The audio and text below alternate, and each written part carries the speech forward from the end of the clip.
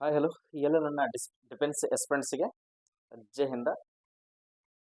ಎಲ್ಲರಿಗೂ ಕೂಡ ಹೊಸ ವರ್ಷದ ಶುಭಾಶಯಗಳು. ಓಕೆ, ನಿನ್ನೆ ತಾನೇ ಎಲ್ಲರೂ ಕೂಡ ಹೊಸ ವರ್ಷವನ್ನು ಆಚರಿಸಿದ್ರೆ ಅನ್ಸುತ್ತೆ.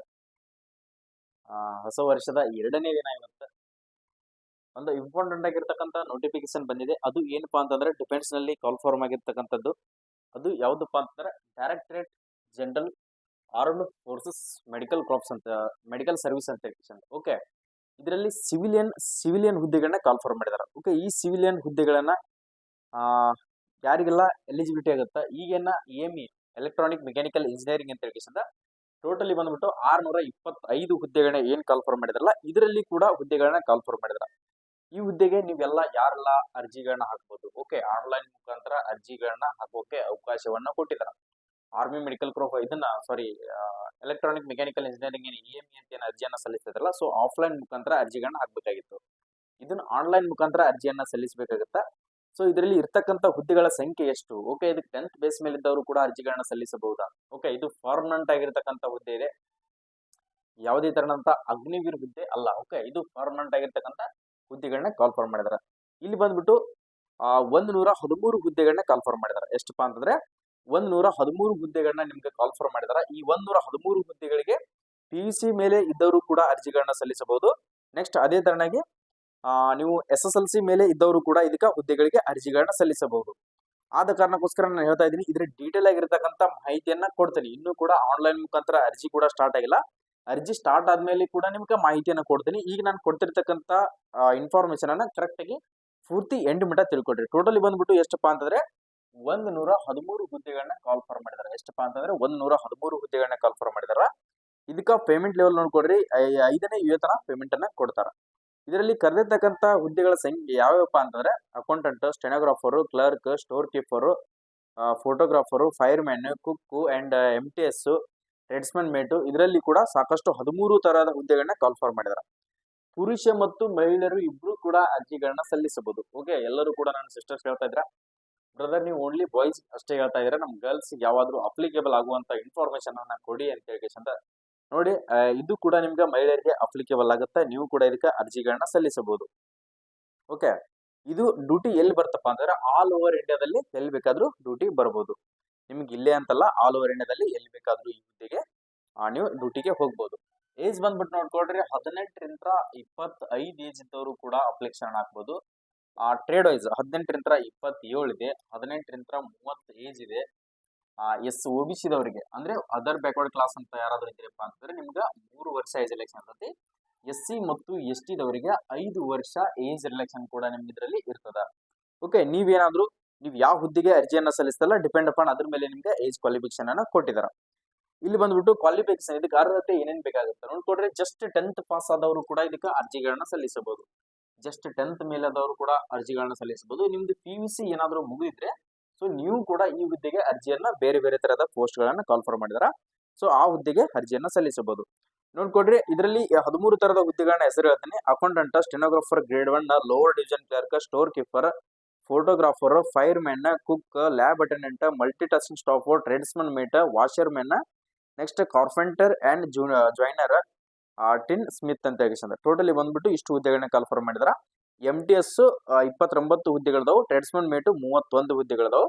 MTS ಗೆ ಮತ್ತು ಟ್ರೇಡ್ಸ್ಮನ್ ಮೇಟಿಗೆ 10ನೇ ತರಗತಿ ಜಸ್ಟ್ ನೀವು 10th ಪಾಸ್ ಆದವರು ಕೂಡ ಇದಕ್ಕೆ ಅರ್ಜಿಗಳನ್ನ ಹಾಕಬಹುದು. ಓಕೆ, ಲೋವರ್ ಡಿವಿಷನ್ ಕ್ಲರ್ಕ್ ಗೆ ನೀವು PUC ಮುಗಿದಿರಬೇಕು, ಅದರ ಜೊತೆಗೆ ನಿಮ್ಗೆ ಟೈಪಿಂಗ್ ಸರ್ಟಿಫಿಕೇಟ್ ಅನ್ನ ಹೊಂದಿರಲೇಬೇಕಾಗುತ್ತೆ.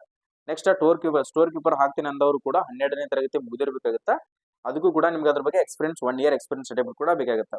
ಓಕೆ, ನಾನು ಫೈರ್ಮ್ಯಾನ್ ಹಾಕ್ತೀನಿ ಅನ್ನೋ ನೋಡ್ಕೊಡ್ರಿ, 10ನೇ ತರಗತಿ ಮುಗಿದಿರಬೇಕು. ಅದು ಫಿಸಿಕಲ್ ಫಿಟ್ನೆಸ್ ಕೂಡ ಇರಬೇಕಾಗುತ್ತೆ. ಫೈರ್ ಫೈಟಿಂಗ್ ಸರ್ಟಿಫಿಕೇಟ್ 1 ವರ್ಷದ ಸರ್ಟಿಫಿಕೇಟ್ ಅನ್ನ ನೀವು ಹೊಂದಿದವರು ಮಾತ್ರ ಫೈರ್ಮನ್ ಗೆ ಹಾಕಕ್ಕೆ ಅವಕಾಶ ಇರ್ತೈತಿ. ಓಕೆ, ನಾನು 10th ಅಷ್ಟ ಮುಗಿಸಿದೀನಿ ಅನ್ನೋರು MTS ಮತ್ತು ಟ್ರೇಡ್ಸ್ಮನ್ ಮೇಟಿಗೆ ಅರ್ಜಿಯನ್ನ ಸಲ್ಲಿಸ್ಕೊಳ್ರಿ.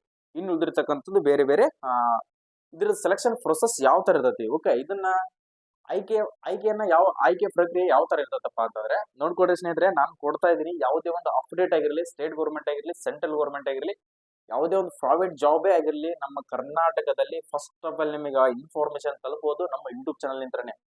ಓಕೆ, ನಿಮ್ಗೆ ಕರ್ನಾಟಕದ ಸ್ಟೇಟ್ ಗೌರ್ಮೆಂಟ್ ಅಪ್ಡೇಟ್ ಗಳು ತಿಳಿತಿರ್ಬೋದು, ಬಟ್ ಡಿಫೆನ್ಸ್ ಒಳಗಡೆ ಆಗಿರಲಿ, ಸೆಂಟ್ರಲ್ ಗೌರ್ಮೆಂಟ್ ಯಾವುದೇ ಒಂದು ನಿಮ್ಗೆ ಗೊತ್ತಿರಲಾರಂತ ಮಾಹಿತಿಗಳನ್ನ ನೀವು ತಿಳಿದೇ ಕೊಳ್ಬೇಕು ಅನ್ಕೊಂಡಿದ್ರೆ ನಮ್ಮ ಯೂಟ್ಯೂಬ್ ಚಾನಲ್ಗೆ 100% ಈಗಾಗಲೇ ಸಬ್ಸ್ಕ್ರೈಬ್ ಮಾಡಿ ಇಟ್ಕೊಡ್ರಿ. ಓಕೆ, ಇಲ್ಲಿ ಬಂದ್ಬಿಟ್ಟು ಎಕ್ಸಾಮ್ ನೋಡ್ಕೊಡ್ರಿ, ಮಲ್ಟಿಪಲ್ ಚಾಯ್ಸ್ ಕ್ವಶನ್ಸ್ ಇರ್ತಾವ. ಅಂದ್ರೆ MCQs ಅಂತಂದ್ರೆ ನಿಮ್ಗೆ ಆಫ್ಲೈನ್ ಮುಖಾಂತರ ಎಕ್ಸಾಮ್ ಇರ್ತೈತಿ. ಆಫ್ಲೈನ್ ಮುಖಾಂತರ ಎಕ್ಸಾಮ್ ಇರ್ತೈತಿ, 2 ತಾಸು ಎಕ್ಸಾಮ್ ಇರ್ತೈತಿ. ಎಷ್ಟಪ್ಪ ಅಂದ್ರೆ 2 ತಾಸು ಎಕ್ಸಾಮ್ ಇರ್ತೈತಿ. ಟೋಟಲಿ ಬಂದ್ಬಿಟ್ಟು ಎಷ್ಟಪ್ಪ ಅಂತಂದ್ರೆ 100 ಕ್ವಶನ್ಸ್ ಇರ್ತಾವ. 100 ಕ್ವಶನ್ಸ್ ಇರ್ತಾವ. ನಿಮ್ಗೆ 2 ತಾಸು ಟೈಮಿಂಗ್ ಇರ್ತೈತಿ. ಜನರಲ್ ಇಂಟೆಲಿಜೆನ್ಸ್ ಅಂಡ್ ರೀಸನಿಂಗ್ ಅಂತ ಹೇಳಿ 25 ಕ್ವಶನ್ಸ್ಗಳು, ಜನರಲ್ ಅವೇರ್ನೆಸ್ ಅಂತ ಹೇಳಿ 25 ಕ್ವಶನ್ಸ್ಗಳು, ಜನರಲ್ ಇಂಗ್ಲಿಷ್ ಅಂತ ಹೇಳಿ 25 ಕ್ವಶನ್ಸ್ಗಳು, ನ್ಯೂಮೆರಿಕಲ್ ಆಪ್ಟಿಟ್ಯೂಡ್ ಅಂತ ಹೇಳಿ 25 ಕ್ವಶನ್ಸ್ಗಳು. ಪ್ರತಿ ಒಂದು ಕ್ವಶನ್ಸ್ಗೆ 1 ಮಾರ್ಕ್ಸ್ ಇರ್ತೈತಿ. 100 ಕ್ವಶನ್ಸ್ 100 ಮಾರ್ಕ್ಸ್. ಇಲ್ಲಿ ನೋಡ್ಕೊಡ್ರಿ, ಟ್ರೇಡ್ ಸ್ಪೆಸಿಫಿಕ್ ನಾಲೆಜ್ ಅಂದ್ರೆ ಫೈರ್ ಮ್ಯಾನ್ಗೆ ಮತ್ತು ಇನ್ನು ಉಳಿದಿರ್ತಕ್ಕಂಥ ಟ್ರೇಡ್ಗಳಿರುವ ಆ ಟ್ರೇಡ್ಗೆ 50 ಕ್ವಶನ್ಸ್ಗಳು ಕೇಳ್ತಾರೆ. 50 ಕ್ವಶನ್ಸ್ಗಳಿಗೆ 50 ಮಾರ್ಕ್ಸ್ ಇರ್ತಾವೆ. ಟೋಟಲಿ ಬಂದ್ಬಿಟ್ಟು 150 ಕ್ವಶನ್ಸ್ಗಳು OMR ಬೇಸ್ ಇರ್ತೈತಿ. 0.25 ನೆಗೆಟಿವ್ ಕೂಡ ಇದರಲ್ಲಿ ಇರ್ತದ. ಓಕೆ, ನೆಗೆಟಿವ್ ಕೂಡ ಗೊತ್ತಾಯ್ತು. ಓಕೆ, ಆನ್ಲೈನ್ ಮುಖಾಂತರ ಅರ್ಜಿಯನ್ನ ಯಾವಾಗ ಸಲ್ಲಿಸೋದು, ಈಗೆಲ್ಲ ಮಾಹಿತಿಗಳನ್ನ ತಿಳಿದುಕೊಂಡಿದ್ವಿ. ಓಕೆ, ಇದು ಎಕ್ಸಾಮ್ ಬಂದ್ಬಿಟ್ಟು ಇಂಗ್ಲಿಷ್ ಅಂಡ್ ಹಿಂದಿಯಲ್ಲಿ ಮಾತ್ರ ಇರ್ತದೆ. ಯಾವ್ದಪ್ಪ ಅಂತಂದ್ರೆ ಇಂಗ್ಲಿಷ್ ಮತ್ತು ಹಿಂದಿಯಲ್ಲಿ ಮಾತ್ರ ಈ ಎಕ್ಸಾಮ್ ಅನ್ನ ಕಂಡಕ್ಟ್ ಮಾಡ್ತಾರೆ. ನೀವು ಅನ್ಕೊಳ್ಬಹುದು ಕನ್ನಡದಲ್ಲಿ ಏನಾದ್ರು ಎಕ್ಸಾಮ್ ಅನ್ನ ಕಂಡಕ್ಟ್ ಮಾಡ್ತಾರ ಸರ್ ಅಂತ ಹೇಳಿ. ಇಲ್ಲ, ಕನ್ನಡದಲ್ಲಿ ಎಕ್ಸಾಮ್ ಇರೋದಿಲ್ಲ. ಸೆಂಟ್ರಲ್ ಗೌರ್ಮೆಂಟ್ ಅಪ್ಪ ಅಂತಂದ್ರೆ ನೀವು ಡಿಫೆನ್ಸ್ಗೆ ಟ್ರೈ ಮಾಡ್ತಾ ಇದ್ರಪ್ಪ ಅಂತಂದ್ರೆ ಇಂಗ್ಲಿಷ್ ಅಂಡ್ ಹಿಂದಿಯಲ್ಲಿ ಮಾತ್ರ ಸ್ಟಡಿ ಮಾಡ್ಕೊಳ್ರಿ. ಓಕೆ, SSC MTS ಮತ್ತು GD ಅನ್ನ ಮಾತ್ರ ಕನ್ನಡದಲ್ಲಿ ಮಾಡಿದಾರ. ಸೊ ಅದು ಬೆಸ್ಟ್ ಅಂತಂದ್ರೆ ನೀವು ಇಂಗ್ಲಿಷ್ ನಲ್ಲಿ ಸ್ಟಡಿ ಮಾಡೋರಿಗೆ ಆಲ್ಮೋಸ್ಟ್ ಬೆಸ್ಟ್ ಆಗುತ್ತೆ. ಓಕೆ, ಇದು ಅಪ್ಲೈ ಡೇಟ್ ಬಂದ್ಬಿಟ್ಟು ನೋಡ್ಕೊಳ್ರಿ, ಜನವರಿ 7ನೇ ತಾರೀಕು ಅಂದ್ರೆ ಇದೇ ತಿಂಗಳ 7ನೇ ತಾರೀಕಿಗೆ ಅರ್ಜಿ ಸ್ಟಾರ್ಟ್ ಆಗುತ್ತೆ. ಓಕೆ, ಸ್ಟಾರ್ಟ್ ಯಾವಾಗಪ್ಪ ಅಂತಂದ್ರೆ 7/01/2025ಗೆ ನಿಮ್ಮ ಆನ್ಲೈನ್ ಮುಖಾಂತರ ಅರ್ಜಿ ಕೂಡ ಸ್ಟಾರ್ಟ್ ಆಗುತ್ತೆ. ಆನ್ಲೈನ್ ಮುಖಾಂತರ ಅರ್ಜಿ ಈ ಡೇಟಿಗೆ ಸ್ಟಾರ್ಟ್ ಆಗುತ್ತೆ. ಕ್ಲೋಸಿಂಗ್ ಡೇಟ್ ಯಾವಾಗ ಆಗುತ್ತಪ್ಪ ಅಂತಂದ್ರೆ ಕ್ಲೋಸಿಂಗ್ ಡೇಟ್ ಬಂದ್ಬಿಟ್ಟು ಫೆಬ್ರವರಿ 6ನೇ ತಾರೀಕಿಗೆ. ಓಕೆ, ಫೆಬ್ರವರಿ 6ನೇ ತಾರೀಕಿಗೆ ನಿಮ್ದು ಅಪ್ಲಿಕೇಶನ್ ಡೇಟ್ ಕೂಡ ಕ್ಲೋಸ್ ಆಗುತ್ತೆ. 1 ತಿಂಗಳವರೆಗಡೆ ನಿಮ್ಗೆ ಟೈಮಿಂಗ್ ಅನ್ನ ಕೊಟ್ಟಿರ್ತಾರೆ. ಇದ್ರ ಎಕ್ಸಾಮ್ ಡೇಟ್ ಬಂದ್ಬಿಟ್ಟು ಅಂದ್ರೆ ಎಕ್ಸಾಮ್ ಡೇಟ್ ಯಾವಾಗ ನಡೀಬಹುದಪ್ಪ ಅಂತಂದ್ರೆ ಫೆಬ್ರವರಿ ಲಾಸ್ಟ್ ಮಂತ್ ಅಥವಾ ಮಾರ್ಚ್ ನಲ್ಲಿ ನಾವು ಎಕ್ಸಾಮ್ ಅನ್ನ ಕಂಡಕ್ಟ್ ಮಾಡ್ತೀವಿ ಅಂತ ಹೇಳಿ ಅವರು ಆಫಿಷಿಯಲ್ ವೆಬ್ಸೈಟ್ ಮುಖಾಂತರ ಶಾರ್ಟ್ ನೋಟಿಫಿಕೇಶನ್ ಅನ್ನ ಕೊಟ್ಟಿದ್ದಾರೆ. ಓಕೆ, ಡೀಟೇಲ್ ಆಗಿರ್ತಕ್ಕಂಥ ನೋಟಿಫಿಕೇಶನ್ 7ನೇ ತಾರೀಕಿಗೆ ಬರ್ತದ.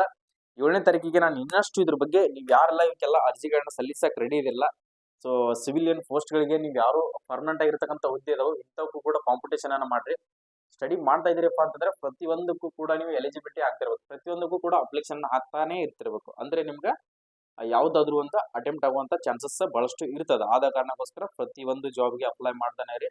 ಯಾವ ತರ ಅಪ್ಲೈ ಮಾಡಬೇಕು, ಏನು ಇದನ್ನ ಆನ್ಲೈನ್ ಅಪ್ಲೈ ಮಾಡ್ಬೇಕು, ಡಾಕ್ಯುಮೆಂಟ್ಸ್ ಗಳು ಏನೇನ್ ಬೇಕಾಗ್ತಾವು, ಸೊ ಯಾವ ಲಿಂಕ್ ನಲ್ಲಿ ಹೋಗಿ ಅಪ್ಲೈ ಮಾಡ್ಬೇಕು ಅನ್ನೋದನ್ನು ನಾನು 7ನೇ ತಾರೀಕಿಗೆ ಪ್ರತಿಯೊಂದು ಅಪ್ಡೇಟ್ ಅನ್ನ ಕೊಡ್ತೀನಿ. ಸೊ ಈಗ ಶಾರ್ಟ್ ಆಗಿರ್ತಕ್ಕಂಥ ಅಪ್ಡೇಟ್ ಬಂದಿರತಕ್ಕಂಥ ಮಾಹಿತಿಯನ್ನು ನಿಮ್ಮ ಮುಖಾಂತರ ನಾನು ತಿಳಿಸ್ಕೊಟ್ಟಿದ್ದೀನಿ. ಇದು ಕೂಡ ಆರ್ಮಿದಲ್ಲೇ ಇರ್ತದೆ. ಸಿವಿಲ್ ನಿಮ್ಗೆ ನಾರ್ಮಲ್ ಆಗಿರ್ತಕ್ಕಂಥ ಡ್ರೆಸ್ ಕೂಡ ಕೊಡ್ತಾರ. Same to same army speciality, canteen card ಸಿಗ್ತತಿ. ಫ್ಯಾಮಿಲಿ ಅಂದ್ರೆ ನಿಮ್ ಫ್ಯಾಮಿಲಿ ಇರ್ಕೊಳ್ಳಕ ಮನೆ ಒಳಗಡೆ ಹೌಸ್ ಸಿಗ್ತಾವ.